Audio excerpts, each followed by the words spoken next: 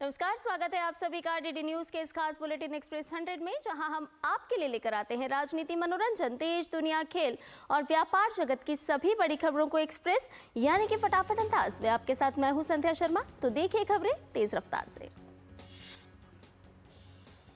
लोकसभा चुनाव के बचे हुए 2 चरणों के लिए प्रचार चरम पर है। भाजपा के स्टार प्रचारक प्रधानमंत्री नरेंद्र मोदी आज बिहार और उत्तर प्रदेश में चुनावी दौरे पर हैं। प्रधानमंत्री ने आज सबसे पहले पूर्वी चंपारण में जनसभा को संबोधित किया। पूर्वी चंपारण में जनसभा को संबोधित करते हुए प्रधानमंत्री ने कहा कि विकसित भारत, विकसित बिहार के संकल्प को पूरा करने के लिए प्रदेश की जनता आतुर है। प्रधानमंत्री ने कहा कि 21वीं सदी का भारत इंडी गठबंधन के पापों के साथ आगे नहीं बढ़ सकता, इसलिए हर चुनाव में कांग्रेस, आरजेडी जैसे दलों पर जनता जोर का प्रहार कर रही है। प्रधानमंत्री नरेंद्र मोदी ने कहा कि पहले चरण में इंडी गठबंधन पस्त हो गया था, इसके बाद के चरणों में इंडी गठबंधन ध्वस्त हुआ और कल हुए 5वें चरण में इंडी गठबंधन पूरी तरह से परास्त हो चुका है। पूर्वी चंपारण के बाद प्रधानमंत्री की अब अगली चुनावी रैली महाराजगंज में हो रही है। यहां एनडीए के बीजेपी प्रत्याशी जनार्दन सिंह सिग्रीवाल चुनाव लड़ रहे हैं। बिहार के बाद प्रधानमंत्री नरेंद्र मोदी उत्तर प्रदेश का रुख करेंगे। यहां उनकी पहली जनसभा करीब 4 बजे प्रयागराज में होगी। यूपी की प्रयागराज सीट हाई प्रोफाइल सीटों में से एक है। इसके बाद पीएम अपने संसदीय क्षेत्र वाराणसी में होंगे। प्रधानमंत्री वाराणसी में 25,000 से अधिक महिलाओं के साथ बातचीत करेंगे। पीएम मोदी संपूर्णानंद संस्कृत विश्वविद्यालय में मातृशक्ति सम्मेलन के दौरान गृहिणियों, डॉक्टरों, शिक्षकों, व्यवसायियों, वकीलों और खिलाड़ियों के साथ वार्ता करेंगे। लोकसभा चुनाव के शेष 2 चरणों के लिए प्रचार जोर शोर से चल रहा है। भाजपा के स्टार प्रचारक और केंद्रीय गृह मंत्री अमित शाह आज ओडिशा में चुनाव प्रचार करेंगे। अमित शाह आज ओडिशा में कई जनसभाएं करेंगे। अमित शाह आज सबसे पहले संबलपुर के अंडठापाली में जनसभा करेंगे। इसके बाद अमित शाह केंदुझर, ढोंकानाल और पुरी में भी चुनावी रैलियां कर भाजपा प्रत्याशी के जन समर्थन जुटाएंगे। भाजपा के स्टार प्रचारक और राष्ट्रीय अध्यक्ष जगत प्रकाश नड्डा आज हरियाणा और दिल्ली में चुनाव प्रचार कर रहे हैं। जेपी नड्डा ने आज सबसे पहले रोहतक में रोड शो किया।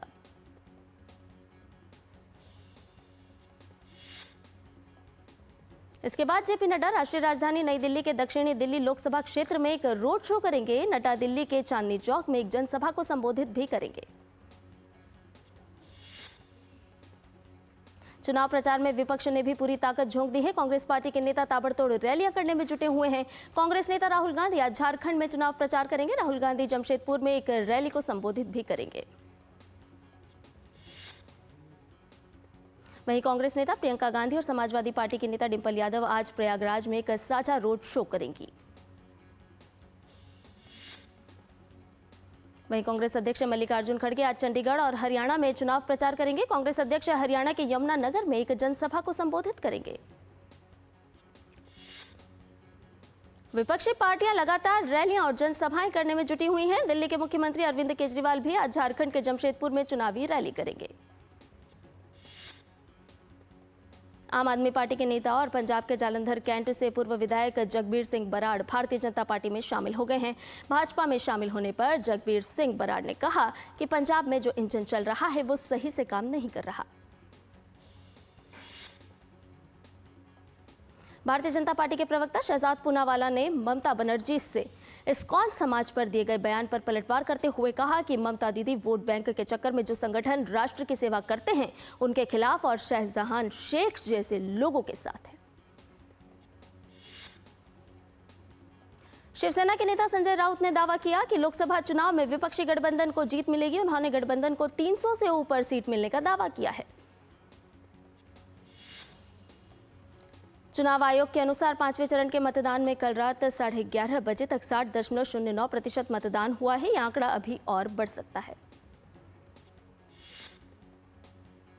जम्मू कश्मीर के बारामूला में कल रिकॉर्ड मतदान दर्ज किया गया। यहां वोटिंग का बीते 35 साल का रिकॉर्ड टूट गया है।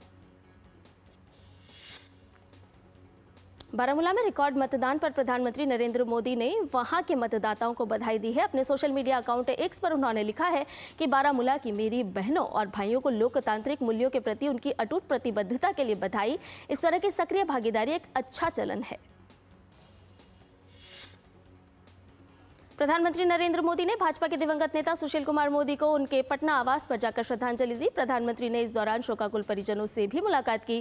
बिहार भाजपा के दिग्गज नेता और बिहार के पूर्व उप मुख्यमंत्री सुशील कुमार मोदी का दिल्ली स्थित एम्स में निधन हुआ था।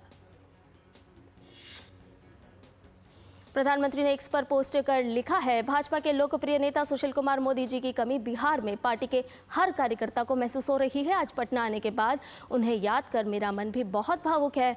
यहां उनके परिवारजनों से मिलकर दुख दर्द को साझा किया।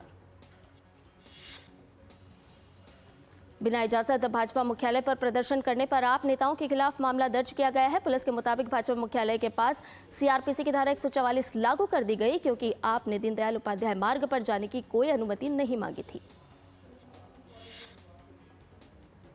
आप सांसद स्वाति मालीवाल से कथित मारपीट मामले में दिल्ली पुलिस ने एसआईटी का गठन किया है। मामले की अब तक जांच कर रही उत्तरी जिले की एडिशनल डीसीपी अंचिता चिपियाला ही एसआईटी की अगुवाई करेंगी।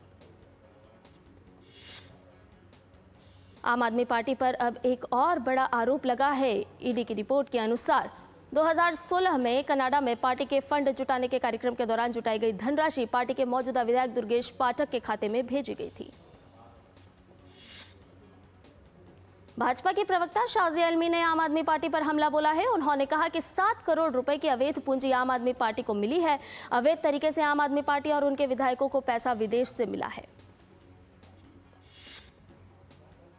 संसद और संसद परिसर में स्थित अन्य भवनों की सुरक्षा की कमान पूरी तरह से सेंट्रल इंडस्ट्रियल सिक्योरिटी फोर्स यानी कि सीआईएसएफ ने संभाल ली है। पिछले साल 13 दिसंबर को नए संसद भवन की सुरक्षा में चूक मामले के बाद सीआईएसएफ को सुरक्षा का जिम्मा दिया गया है। दिल्ली के पूर्व उप मुख्यमंत्री मनीष सिसोदिया की जमानत याचिका पर हाईकोर्ट आज अपना फैसला सुनाएगा। निचली अदालत से कई याचिका खारिज होने के बाद सिसोदिया ने जमानत के लिए हाईकोर्ट का रुख किया था। वहीं राउज एवेन्यू कोर्ट ने मनीष सिसोदिया की न्यायिक हिरासत 31 मई तक बढ़ा दी है। सिसोदिया वीडियो कॉन्फ्रेंसिंग के जरिए जेल से कोर्ट में पेश हुए थे। झारखंड के पूर्व मुख्यमंत्री हेमंत सोरेन की अंतरिम जमानत याचिका पर सुप्रीम कोर्ट आज सुनवाई करेगा। सोरेन ने लोकसभा चुनाव में प्रचार के लिए जमानत दिए जाने की मांग की है। देश के पूर्व प्रधानमंत्री राजीव गांधी की आज 31वीं पुण्यतिथि है। उन्हें श्रद्धांजलि देने के लिए कांग्रेस पार्टी के तमाम नेता और कार्यकर्ता वीरभूमि पहुंचे। इस दौरान स्वर्गीय राजीव गांधी के पूरे परिवार ने भी उन्हें नमन किया। प्रधानमंत्री नरेंद्र मोदी ने पूर्व प्रधानमंत्री स्वर्गीय राजीव गांधी की पुण्यतिथि पर उन्हें श्रद्धांजलि दी। उन्होंने अपने सोशल मीडिया प्लेटफॉर्म एक्स पर पोस्ट कर कहा कि हमारे पूर्व प्रधानमंत्री श्री राजीव गांधी जी की पुण्यतिथि पर उन्हें मेरी श्रद्धांजलि। भारत और फ्रांस के संयुक्त सैन्य अभ्यास शक्ति मेघालय के उमरोई में जारी है। अभ्यास के दौरान भारत और फ्रांस की टुकड़ी तालमेल के उच्च मानकों का प्रदर्शन कर रही है। पुणे में पोर्श कार हादसे में महाराष्ट्र पुलिस ने औरंगाबाद जिले से आरोपी नाबालिग लड़के के पिता विशाल अग्रवाल को गिरफ्तार कर लिया है। किशोर न्याय अधिनियम की धारा 75 और 77 के तहत मामला दर्ज किया गया है। पुणे के पुलिस आयुक्त अमितेश कुमार ने बताया कि पुलिस ने हाईकोर्ट को जानकारी दी कि आईपीसी की धारा 304 के तहत कार्रवाई की गई है, जो एक गैर जमानती धारा है। पुणे में नाबालिग ने तेज रफ्तार पोर्श कार से 2 लोगों को कुचल दिया था।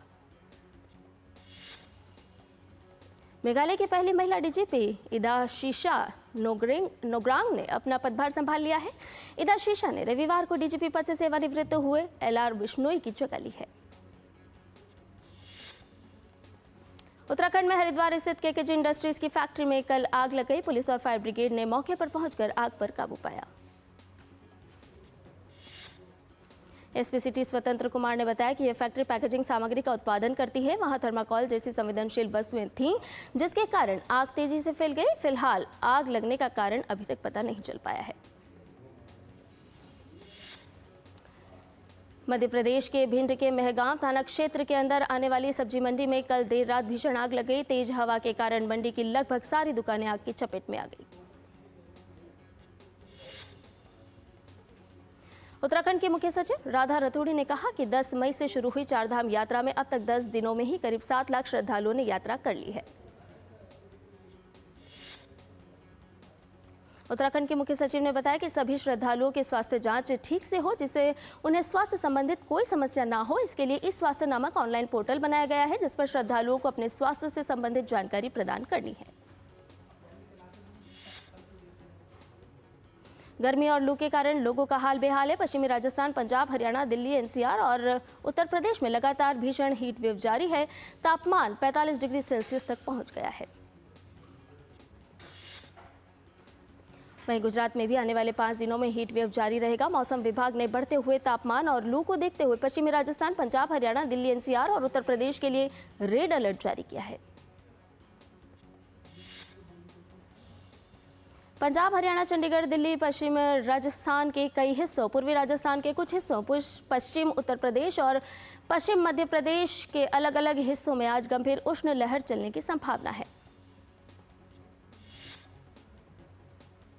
दिल्ली, नोएडा और गाजियाबाद में नर्सरी से कक्षा 8वीं तक के लिए स्कूल बंद कर दिए गए हैं। लोगों को धूप के समय बाहर निकलने से परहेज करने और अधिक मात्रा में पेय पदार्थ का सेवन करने की सलाह दी गई है। मौसम विभाग के वरिष्ठ वैज्ञानिक नरेश कुमार ने बताया कि आगामी कुछ दिनों तक तापमान में गिरावट की कोई संभावना नहीं है।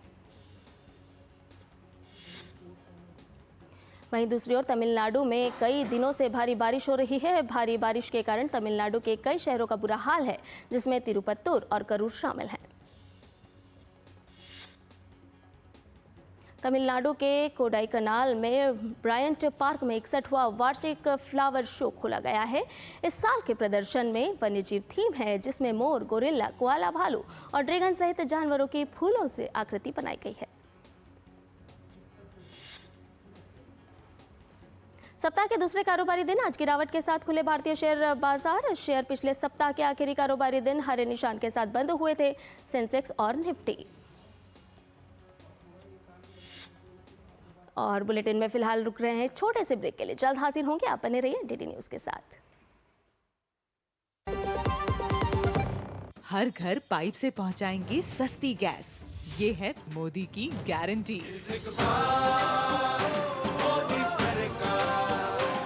बात जब पीढ़ियों के लिए बनने वाले घर की हो तो जिम्मेदारी बड़ी हो जाती है। गैलेंट समझता है ये जिम्मेदारी। अब डबल एम रिब्स के साथ गैलेंट एडवांस TMT रीबार, निर्माण का real hero. Delivery boy has picked your order. अरे भाई, पता है भूख लगी है। 30 मिनट का मैसेज नोटिफिकेशन आया था ना। मैसेज के सारे थोड़ी बैठ सकते हैं। कल आपने कुछ शेयर्स बेचे थे ना? हाँ, तो चेक किया? मैसेज आया तो था। सिर्फ मैसेज काफी नहीं है। आप शेयर मार्केट में कोई भी ट्रांजैक्शन करते हैं ना, तो स्टॉक एक्सचेंज से आए SMS या ईमेल को अपने डीमैट अकाउंट और बैंक स्टेटमेंट के साथ भी टैली कीजिए। बेटा, भूख में ना दिमाग बंद हो जाता है।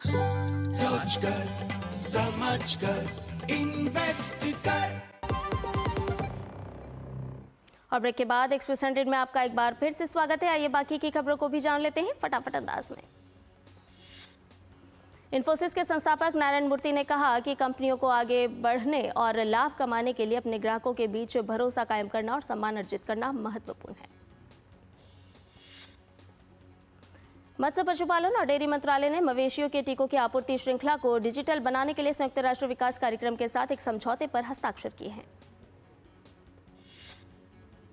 यूट्यूबर गौरव चौधरी उर्फ टेक्निकल गुरुजी ने कहा कि डिजिटल का भारतीय अर्थव्यवस्था में बहुत बड़ा योगदान है। साल 2014 में भारत में लगभग 300 स्टार्टअप थे, जो आज 1 लाख से अधिक हो गए हैं। केंद्रीय मंत्री हरदीप सिंह पुरी ने विशेष संपर्क अभियान पर कहा कि यहां पर कई यूनिकॉर्न, बहुत सारे स्टार्टअप, इनोवेटर्स यहां पहुंचे थे। उन्होंने कहा कि 2030 तक हमें R&D में निवेश 10 गुना बढ़ाना है। पब्लिक सेक्टर के बैंकों और वित्तीय संस्थानों के निदेशकों का चयन करने वाला FSIB आज भारतीय स्टेट बैंक के चेयरमैन पद के लिए पात्र उम्मीदवारों का लेगा इंटरव्यू। वित्तीय सेवा संस्थान ब्यूरो SBI के मौजूदा चेयरमैन दिनेश खारा की जगह लेने के लिए योग्य उम्मीदवारों का इंटरव्यू लेगा। खारा 28 अगस्त को 63 वर्ष की आयु पूरी होने पर चेयरमैन पद से रिटायर हो जाएंगे। सरकारी कंपनी भारत इलेक्ट्रॉनिक्स लिमिटेड का 31 मार्च 2024 को खत्म हुई तिमाही में मुनाफा 30% बढ़कर 1797 करोड़ रुपए हुआ। स्टील अथॉरिटी ऑफ इंडिया के इस तिमाही में मुनाफे में गिरावट आई है। कंपनी का मुनाफा करीब 3% कम होकर 1126 करोड़ रुपए रहा, जबकि पिछले साल इसी तिमाही में मुनाफा 1159 करोड़ रुपए था। भारतीय रेलवे बांग्लादेश को 200 पैसेंजर कोच की आपूर्ति करेगा। Engineering consultancy company rights limited ने बांग्लादेश रेलवे को 200 ब्रॉडगेज पैसेंजर कोच की सप्लाई के लिए एक अनुबंध पर हस्ताक्षर किए। व्हर्लपूल ऑफ इंडिया लिमिटेड का मार्च तिमाही में एकीकृत शुद्ध लाभ 24.7% बढ़कर 79.45 करोड़ रुपए हुआ। और आइए अब आपको सीधे लिए चलते हैं बिहार के महाराजगंज, जहां प्रधानमंत्री नरेंद्र मोदी जनसभा को संबोधित कर रहे हैं। बच्चों के भविष्य के लिए विकसित बिहार बनाना है, विकसित भारत बनाना है। भाइयों बहनों, गरीब से गरीब मां बाप भी हमेशा चाहता है कि जाने के बाद बच्चों को कोई विरासत में दे करके जाए। हर एक के मन में रहता है कि कोई विरासत छोड़ के जाए। भाइयों बहनों, मोदी एक ऐसा इंसान है जिसे अपनी कोई विरासत नहीं है। मेरे लिए तो आप ही मेरी विरासत है। आप ही मेरे वारिस है। मेरा और कोई वारिस नहीं है। और इसलिए मुझे आपका और आपके बच्चों का उज्जवल भविष्य बनाने के लिए अपने आप को खपा देना है।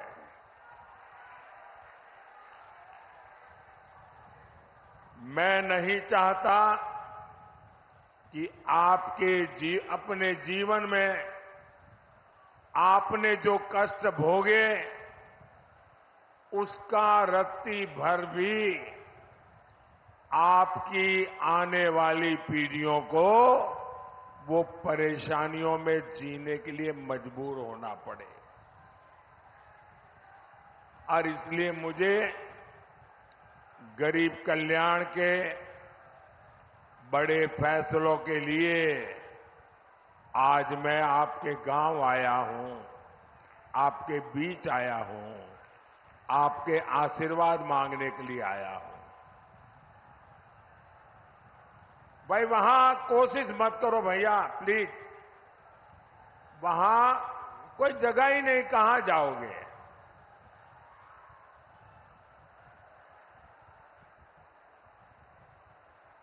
अब आप मुझे देख नहीं पाओगे, सुन सकते हो जी। ये स्क्रीन पर कुछ दिखाई दे तो देखिए आप। मैं जानता हूं संख्या बहुत ज्यादा है, आपको तकलीफ होती होगी। मैं आपकी तकलीफ के लिए मैं खुद क्षमा मांगता हूं, लेकिन आप जहां है वहीं रहिए, आगे आने की कोशिश मत कीजिए भैया। मेरा तो सौभाग्य है कि इतना कष्ट उठा करके आप हमें आशीर्वाद देने आए हैं। भाइयों बहनों, आपके उज्जवल भविष्य के लिए देश को केंद्र में फिर एक बार मजबूत सरकार चाहिए। भाइयों और बहनों, जैसे जैसे 4 जून पास आ रहा है, मोदी के लिए इंडी वालों की गालियों और बददुआओं की संख्या जरा बढ़ती ही जा रही है। इनसे बर्दाश्त नहीं हो रहा कि मोदी को देश की जनता अगले 5 साल के लिए फिर से चुनने जा रही है। जिन्होंने बिहार को जंगल राज दिया, नौजवानों को पलायन दिया, परिवारों को गरीबी दी, जिन्होंने बिहार के लोगों को मारा, तड़पाया, माताओं बहनों का जीवन बर्बाद किया, जो लोग आकंठ भ्रष्टाचार में डूबे हैं, जिन्हें अदालत ने घोटाले का दोषित साबित किया है, इन लोगों की आंखों में मोदी 24 घंटे खटकता है। लेकिन इनकी लाख कोशिशों के बाद भी मैं आपकी सेवा में डटा रहूंगा।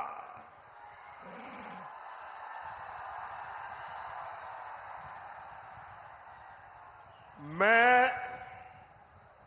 दिल से जनता की सेवा करता हूं, इसलिए देश की जनता से मेरा दिल का रिश्ता है, दिल का रिश्ता है।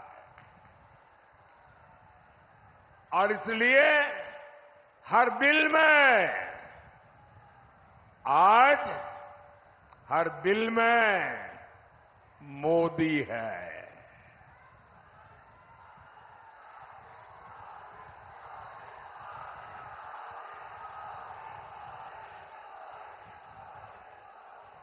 और तभी तो पूरा देश कहता है, फिर एक बार, फिर एक बार, फिर एक बार। साथियों, ये भूमि मेधा की भूमि है, राष्ट्रभक्ति की अविरल गंगा यहां बहती है। राजेंद्र बाबू जैसे अनेक सपूत इस धरती ने देश को दिए हैं। ऐसी समृद्ध प्रतिभा वाली धरती की पहचान कांग्रेस और आरजेडी के कुकर्मों ने रंगदारी टैक्स के लिए बना दी थी। इंडी वालों ने पहले तो यहां से उद्योग व्यापार का पलायन करवाया और अब ये लोग बिहार के परिश्रमी साथियों का अपमान करने में जुटे हैं।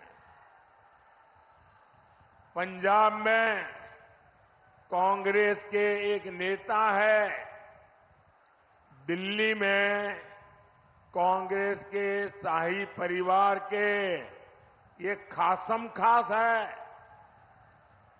पंजाब के कांग्रेस। तो बिहार के महाराजगंज से अभी आप सुन रहे थे प्रधानमंत्री नरेंद्र मोदी को, जो कि जनसभा को संबोधित करते हुए कह रहे थे कि मेरे तो वारिस भी आप ही हैं और विरासत भी आप ही हैं, क्योंकि आप ही हैं जो इस लोकतंत्र की ताकत को और बढ़ा रहे हैं। और इस समय हम आपको दिखा रहे हैं कि किस तरह से प्रधानमंत्री नरेंद्र मोदी को देखने के लिए बिहार में हुजूम उमड़ा। आप देख रहे हैं कि बिहार में आज भव्य जनसभा हो रही है। प्रधानमंत्री नरेंद्र मोदी यहाँ संबोधित कर रहे हैं और मतदाताओं को अपनी प्राथमिकता बता रहे हैं और उन्हें देखने के लिए कितने बड़े पैमाने पर लोग जुटे हैं। और दृश्यों में दिख रहा है कि पंडाल भी छोटा पड़ गया है, लेकिन जिस तरह से प्रधानमंत्री नरेंद्र मोदी कहते हैं कि मेरा हृदय बड़ा है और मैं आप लोगों के लिए हमेशा हूँ, मेरी प्राथमिकता में सिर्फ आप ही लोग हैं जिनके कल्याण की भावना को लेकर के हम लगातार आगे बढ़ रहे हैं। तो शायद ये वही विश्वास है जो बिहार के महाराजगंज में देखने को मिल रहा है।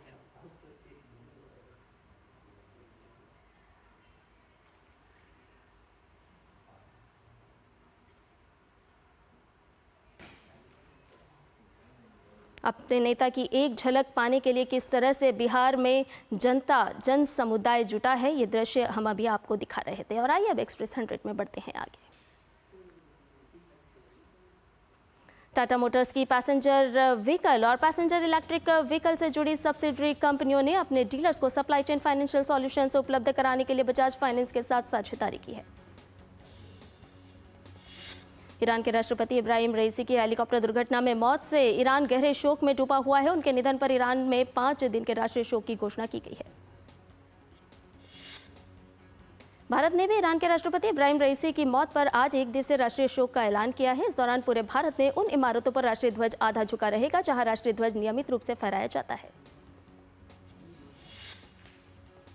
ईरान के राष्ट्रपति रहे इब्राहिम रईसी का आज तबरीज शहर में अंतिम संस्कार किया जाएगा। वहीं ईरान के पहले उपराष्ट्रपति मोहम्मद मुखबर को इस्लामी गणराज्य के कार्यवाहक राष्ट्रपति के रूप में नियुक्त किया गया है।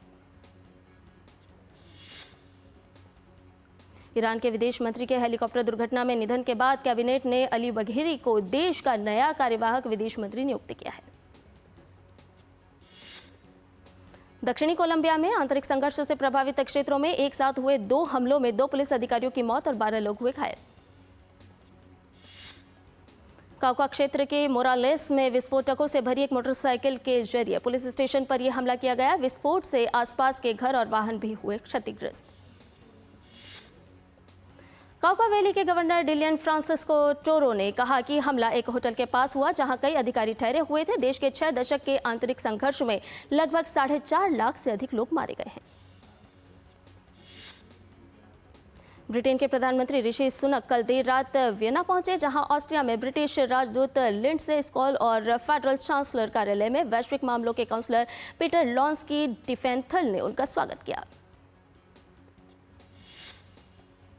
सुनक आज ऑस्ट्रियाई चांसलर कार्ल नेहमर के साथ मुलाकात करेंगे। वियना में आयोजित एक बैठक में भी सम्मिलित होंगे जिसमें वह अवैध प्रवासियों से जुड़े मसले से निपटने के तरीकों पर चर्चा करेंगे।